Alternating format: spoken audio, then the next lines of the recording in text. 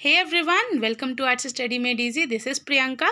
तो हमारी क्लास 8 की ज्योग्राफी सीरीज़ चल रही थी, जिसमें हमारा चल रहा है चैप्टर नंबर 6 ह्यूमन रिसोर्सेज।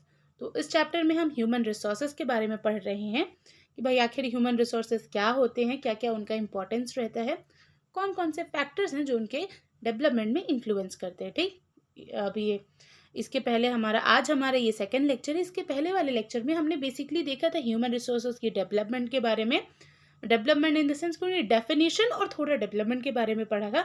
आज हम उसी को कंटिन्यू करेंगे। अगर आप हमारा पिछले लेक्चर नहीं देखे हैं तो प्लीज़ आप देख लीजिएगा। तो चलिए अब हम शुरू करते हैं हमारे आज के लेक्चर को। तो बेसिकली आज के लेक्चर में हम पढ़ेंगे कि भाई डेंसिटी ऑफ पॉपुलेशन के बारे में सबसे पहले तो जानेंगे। दूसरा देखेंगे भाई पॉपुलेशन की जो भी डिस्ट्रीब्यूशन है उसमें कौन कौन से ऐसे फैक्टर्स हैं जो इन्फ्लुएंस करते हैं, जो उसको प्रभावित करते हैं। ठीक, उसके बारे में हम पढ़ेंगे। तो चलिए शुरू करते हैं। तो डेंसिटी ऑफ पॉपुलेशन, एक मिनट, हाँ। तो अब देखिए density of population, population density का अगर हम आपको वन वर्ड में बताएं तो क्या है कि भाई पर यूनिट एरिया में, कोई एक पर्टिकुलर एरिया में कितने लोग रह रहे हैं, उसी को हम डेंसिटी कहते हैं। ठीक, population density is the number of people living in a unit area of the earth surface. हमारी अर्थ की सरफेस में एक यूनिट के एरिया में कितने लोग रह रहे हैं, वही हमारा क्या है, डेंसिटी ऑफ पॉपुलेशन। मतलब इसको अब हम बेसिकली मेजर कैसे करते हैं, एक्सप्रेस कैसे करते हैं, तो पर स्क्वायर किलोमीटर, यानी कि पर स्क्वायर किलोमीटर में कितने लोग रह रहे हैं उसमें हम मतलब मेजर करते हैं, उसमें हम डिस्ट्रीब्यूट करते हैं। भाई हाँ, हमारे अर्थ की पॉपुलेशन डेंसिटी या हमारे इस पर्टिकुलर एरिया की पॉपुलेशन डेंसिटी इतनी है।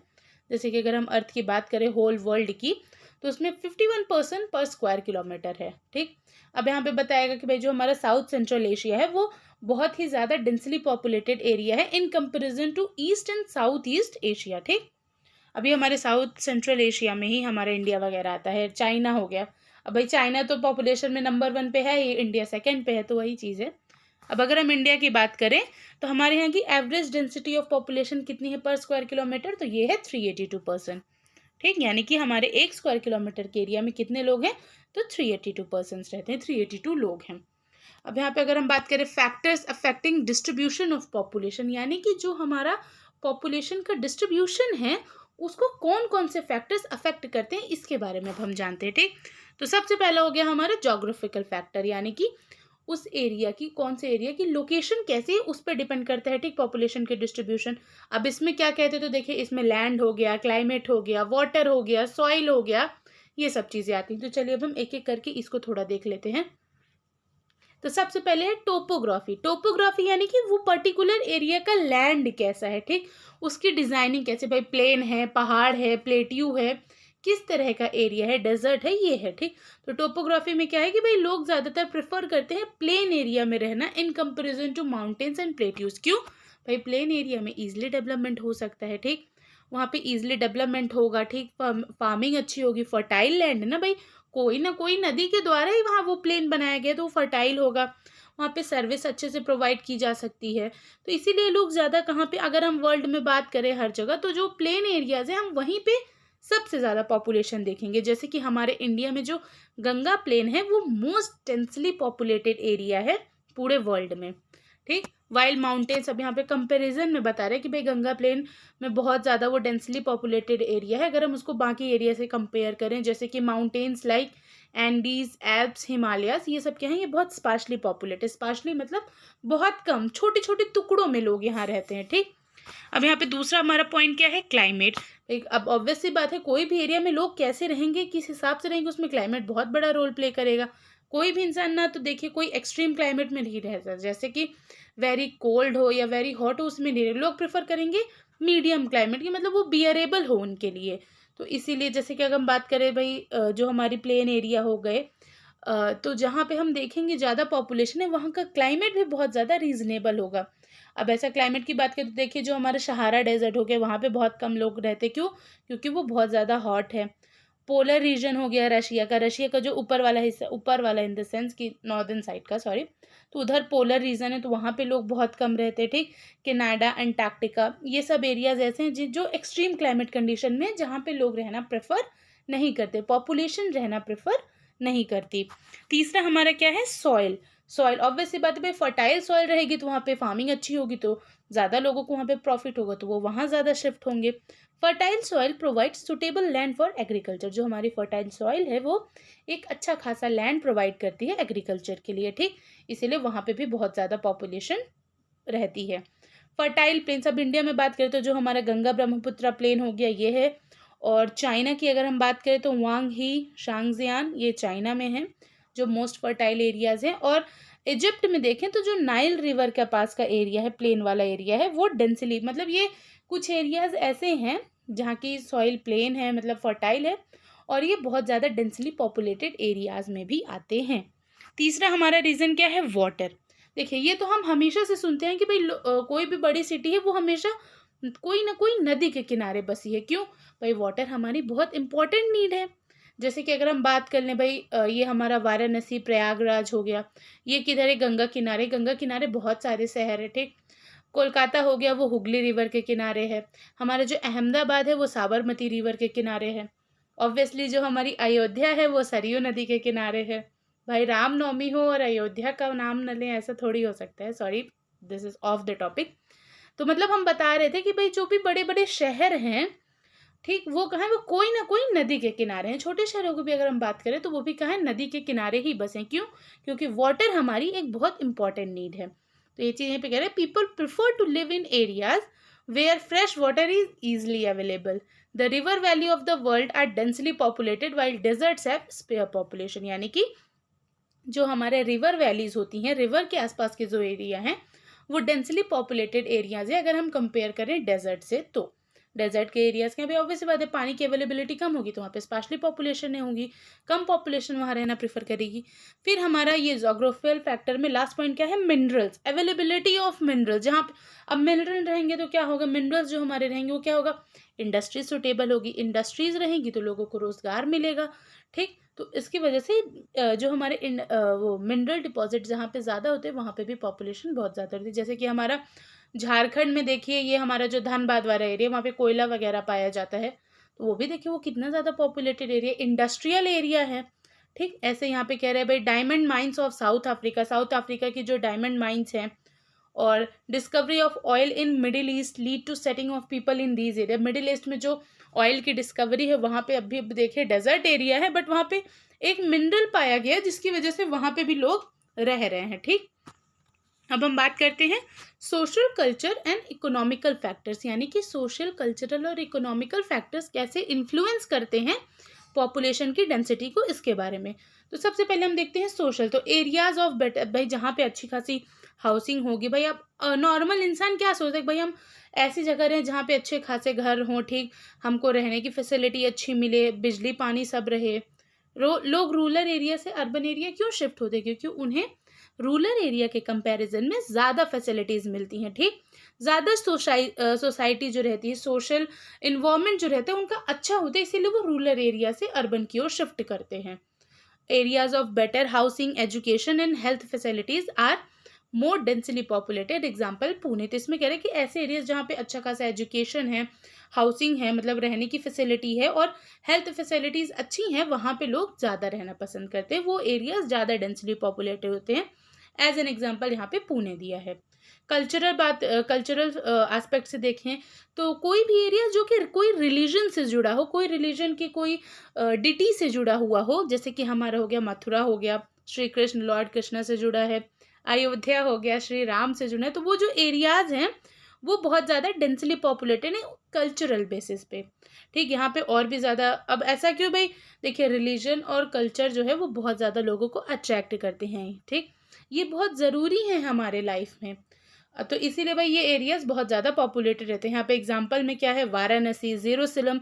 जेरूसलम आपको पता होगा भाई, ये जो हमारे क्रिश्चियंस होते हैं, ईसाई होते हैं, ज्यूज़ होते हैं, इनके लिए ये एक बहुत इंपॉर्टेंट प्लेस है। और हाँ, मुस्लिमों के लिए भी, मुस्लिम्स जो होते हैं उनके लिए भी ये एक बहुत इंपॉर्टेंट प्लेस है। अगर हम बात करें तो भाई क्या कहते हैं, कल्चरल, बहुत कल्चरल वे में उनके रिलीजियस बेसिस में ये बहुत इंपॉर्टेंट है जेरूसलम। एक हो गया, एक वेटिशान सिटी है। ये कुछ एग्जांपल्स हैं जिसकी वजह भाई कल्चरल जो चीज़ें हैं वो लोगों को अट्रैक्ट करती हैं, इसलिए वो भी बहुत ज़्यादा डेंसली पॉपुलेटेड रहते हैं। तीसरा हो गया हमारा इकोनॉमिकल सेक्टर, ठीक। जिस एरियाज़ में इंडस्ट्रियल डेवलपमेंट ज़्यादा होगा, इंडस्ट्रियल डेवलपमेंट होगा तो भाई एम्प्लॉयमेंट होगा, अपॉर्चुनिटीज़ होंगी लोगों के लिए, तो वो एरियाज़ भी मोस्टली पॉपुलेटेड होंगे। जैसे कि हमारा ओसाका हो गया जापान में, और इंडिया में मुंबई, ये दोनों बहुत ही ज़्यादा डेंसली पॉपुलेटेड एरियाज़ हैं वर्ल्ड में। अब चलिए हम बात करते हैं कि भाई पॉपुलेशन चेंज में क्या होता है, आखिर पॉपुलेशन चेंज क्यों आता है। ठीक, हालांकि देखिए हमारी पॉपुलेशन ग्रोथ हो रही है धीरे धीरे, एक्सट्रीम में भी हो रही है, तो आखिर ये सब चेंज क्यों हो रहा है। एक मिनट, तो चलिए अब हम बात करते हैं पॉपुलेशन चेंज के बारे में। तो the population change refers to change in number of people during a specific time. Population change क्या होती है भाई, कोई भी स्पेसिफिक टाइम में कितना ज़्यादा चेंज आया पॉपुलेशन में, इसको हम पॉपुलेशन चेंज कहते हैं। The world population has not been stable, हमारी जो वर्ल्ड की पॉपुलेशन है वो कभी स्टेबल नहीं रही। जैसे कि अगर हम बात करें कि 1800 से पहले तक हमारी पॉपुलेशन बहुत धीरे धीरे बढ़ रही थी। ठीक, उसमें चेंजेस बहुत धीरे धीरे आ रहे थे, नंबर ऑफ बर्थ्स कम थी in comparison to number of death. ऐसा क्यों था, क्योंकि भाई हम इतने ज़्यादा हमारे पास रिसोर्सेज नहीं थे, हम फूड नहीं प्रोड्यूस कर पाते थे पूरे पॉपुलेशन को फीड कराने के लिए। ठीक, the world population grew steadily but slowly, यानी कि धीरे धीरे बढ़ रही थी बट बढ़ रही थी। Large number of babies were born but they died early too, this was as there was no proper health facility. ऐसा क्यों होता भाई, ज़्यादातर बच्चे जन्म तो लेते थे पर वो जल्दी मर जाते थे, डेथ हो जाती थी उनकी। क्यों, क्योंकि भाई उतने ज़्यादा हमारे पास तब रिसोर्सेज नहीं थे, मेडिकल फैसिलिटीज़ नहीं थी, सफिशिएंट फूड नहीं था उनके लिए। Farmers were not able to produce enough to meet the food requirement of all the people. अब इससे क्या होता है भाई, टोटल इंक्रीज हमारा जो पॉपुलेशन में होता था, ओवरऑल डेथ हमारी ज़्यादा थी, डेथ रेट ज़्यादा था बर्थ रेट के कंपेरिजन में, तो हमारी जो पॉपुलेशन है, पॉपुलेशन ग्रोथ है वो बहुत ही ज़्यादा कम थी। But in 1884 the world population reached 1 billion. 1804 में जाके हमारी वर्ल्ड की पॉपुलेशन 1 बिलियन पहुंची थी। 150 ईयर्स लेटर, लगभग 100 से 50 साल बाद, फिर 1959 के दौरान हमारी वर्ल्ड की पॉपुलेशन 3 बिलियन क्रॉस कर गई। देन इसको हम क्या कहेंगे, जो हमारी एकाएक बढ़ी हमारी 150 ईयर्स में पॉपुलेशन, इसे हम क्या कहेंगे, इसे हम कहेंगे पॉपुलेशन एक्सप्लोजन, यानी कि एकाएक हमारी पॉपुलेशन बढ़ गई।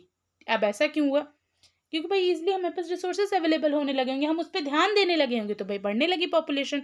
बर्थ रेट और डेथ रेट में दोनों में थोड़ा इक्वालिटी आने लगी। अब 1999 के दौरान क्या हो गया, 40 ईयर्स लेटर, ठीक, 1959 में कितनी थी, 3 बिलियन क्रॉस की थी। उसके बाद 2000 आते आते 40 साल बाद क्या हो गया, तो population double two 6 million, just हमारी पॉपुलेशन 6 बिलियन हो गई। अब इसके लिए मेन रीजन क्या था, was it with better food supplies and medicines death were reducing while the number of birth still remained fairly high। यानी कि क्या हो रहा था भाई कि देखिए हमारी जो डेथ थी, बच्चों की जो इजीली डेथ हो जाती थी, वो कम होने लगी, बल्कि हमारा बर्थ रेट तो हमेशा से हाई था बट डेथ रेट कम होने लगी, तो ओवरऑल हमारी पॉपुलेशन ग्रोथ क्या होने लगी, ग्रो करने लगी। Births are usually measured using birth. अब हमारा बर्थ कैसे मेजर होता है, तो भाई बर्थ रेट को लेके the number of lives birth per 1000 people, यानी कि हर 1000 पीपल में कितनी ज़्यादा बर्थ हुई और कितनी ज़्यादा डेथ हुई, वो हमारा डेथ रेट हो गया। तो ऐसे हम इसको मेजर करते हैं।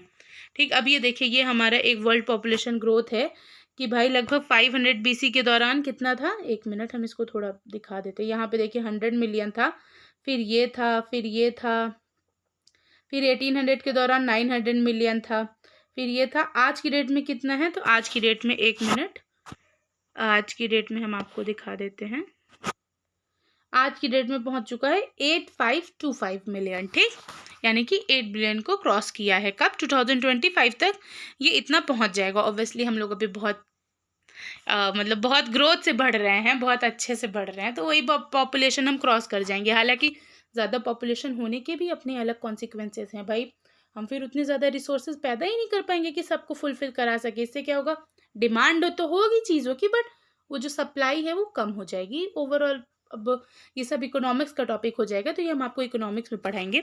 अभी हम ज्योग्राफी में आते हैं। तो यहाँ पे birth and deaths are natural causes of population change.